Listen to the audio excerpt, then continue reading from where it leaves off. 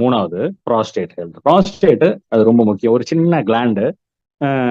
அது என்ன ஆகும், நாளடைவில் 45-50 வயதுக்கு மேல ஆகணும் அந்த கிளாண்டு வீங்க ஆரம்பிக்கும். புரியுங்களா? நாளமில்லா சுரப்பி அது. அது வீங்க ஆரம்பிக்கும். வீங்கினா என்ன ஆகும், யூரினரி பாத்வே, மூத்திரம் வர்ற வழியில தான் அது இடையில இருக்குது. அதை தடை பண்ணும். அந்த பாத்வேயை தடுக்குது. அதனால என்ன ஆகும், யூரின் சொட்டு சொட்டா வரும். யூரின் பாஸ் பண்ணணும்னு நினைப்பாங்க, முடியாது. நிறுத்தணும்னு நினைப்பாங்க, நிறுத்த முடியாது, வந்துட்டு இருக்கும். வராதுன்னு நினைப்பாங்க, வரும். இப்படி அது இல்லாம ராத்திரி அவங்களுக்கு அடிக்கடி பெட்டை விட்டு எஞ்சி போயிட்டே இருக்கும். ஃப்ரீக்வெண்ட் யூரினேஷன் அட் நைட்டுமானு அது போயிட்டே இருக்கும். அந்த பிரச்சனைகள்லாம் இருக்கும். ரெண்டாவது, யூரின் வரும்போதும் உயிர் போகிற வழியா இருக்கும். யூஸ்வலா நம்மளுக்கு தெரியும், யூரின் பாஸ் பண்ணும்போது எவ்வளவு சுகம் இல்லையா?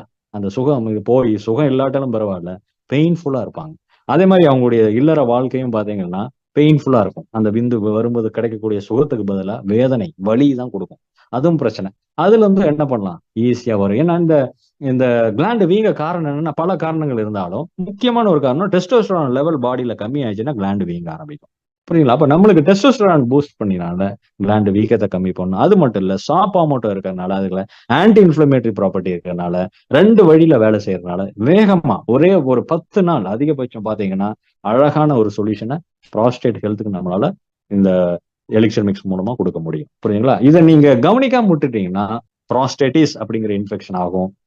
அடுத்தது ப்ராஸ்டேட் கேன்சரா கூட மாறக்கு வாய்ப்புகள் இருக்குது. கடைசியா என்ன ஆகும், மரணத்தை தழுவக்கூடிய சூழ்நிலை வர்றதுக்கு வாய்ப்பு இருக்கு. அதனால ப்ராஸ்டேட்டுங்கிறது ரொம்ப முக்கியம்.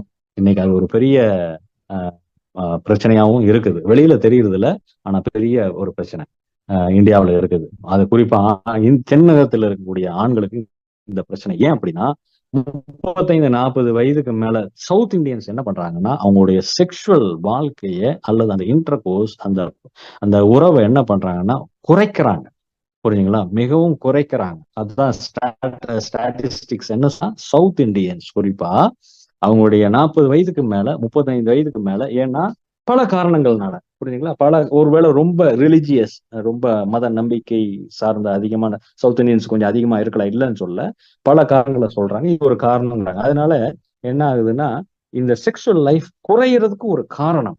ஏன்னா ஆக்டிவ் செக்ஷுவல் லைஃப் இருந்ததுன்னா ஒரு ஆணுக்கு ப்ராஸ்டேட் சம்பந்தமான பிரச்சனை வராது. அப்ப ப்ராஸ்டேட் பிரச்சனை வந்ததுன்னா நம்ம புரிஞ்சுக்கணும், அவங்களுக்கு செக்ஷுவல் லைஃப் இல்ல, அந்த அந்த நம்பர் ஆஃப் செக்ஷுவல் அந்த ஆக்டிவிட்டி ரொம்ப குறைவுன்னு அர்த்தம். புரியுங்களா? அப்ப மாதத்துக்கு குறைந்தது 2 முறையாவது வேணும். ஒரு ப்ராஸ்டேட் ஹெல்த்தா இருக்கணும், ஆரோக்கியமா இருக்கணும் அப்படின்னா மினிமம், அவங்க சொல்றது மேக்சிமம் எவ்வளவு வேணா இருக்கலாம், மினிமம் என்ன சொல்றாங்க, மாதம் 2 அல்லது 3 முறை வேணுங்கிறாங்க. ப்ராஸ்டேட் ஹெல்த் ஆக்டிவா வச்சுக்கணும். நான் பாருங்க, அப்ப அதுக்குதான் அடிக்கடி சொல்றது, sex is not for pleasure. Sex is not for pleasure. Sex is not only for pleasure. Sex அதாவது காமம் அல்லது இந்த செக்ஸ் அப்படிங்கிறது இன்பத்திற்காக மட்டுமல்ல, ஆரோக்கியத்திற்கும் கூட. Sex is for health. ஆரோக்கியமா ஒருத்தவங்க ஆண் இருக்கணும் அப்படின்னா, அல்லது ஒரு பெண்ணும் இருக்கணும் அப்படின்னா, இந்த செக்ஷுவல் இன்டர்கோர்ஸ் அத்தியாவசியமானது. இத நம்ம ஜனங்களுக்கு இன்னைக்கு ஒரு ஒரு விழிப்புணர்வு உண்டாக்கணும். நாம தான் இதை செய்யணும். புரியுங்களா? ஏன்னா ஸ்கூல்லயோ காலேஜ்லயோ எங்கேயுமே பேசப்படாத ஒரு டாபிக் தான் இது, இந்த செக்ஷுவல் டாபிக்ங்கிறது. புரியுங்க? ரொம்ப சென்சிட்டிவான விஷயம். பேசுறதுக்கு ரொம்ப கூச்சம், பயம், வெக்கம், இல்லையா? பல காரணங்கள். இதுல ஒன்றும் தப்பே கிடையாது. தைரியமா பேசலாம்.